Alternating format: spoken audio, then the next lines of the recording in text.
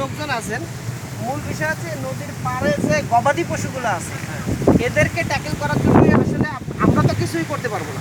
আপনারা যারা স্থানীয় আছেন, এলাকাবাসী আছেন, আপনারা একটু খেয়াল রাখবেন।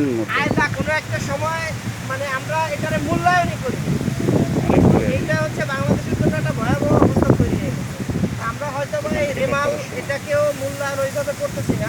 আল্লাহ না করুক, ঝড় তো আসলে বাড়ে, ঠিক আছে, কখন বাড়ে আর কখন কমে এটা হচ্ছে আল্লাহ পাক ভালো জানে।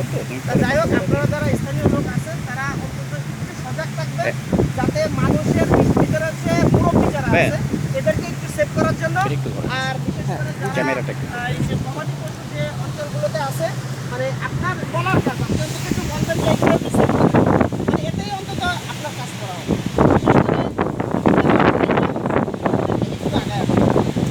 হতে মানে ক্ষতি হবে না, তারপরেও হতে কতক্ষণ সাবধান। মূলত আমরা কিছুই করতে পারবো না, জাস্ট সাবধান থাকা, যতটুকু সেফ থাকা যায়, ঠিক আছে।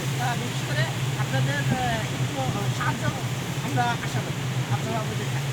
বিশেষ করে আর একটা জিনিস খেয়াল রাখবেন, কোথাও আগুন লাগুক ঝড় উঠুক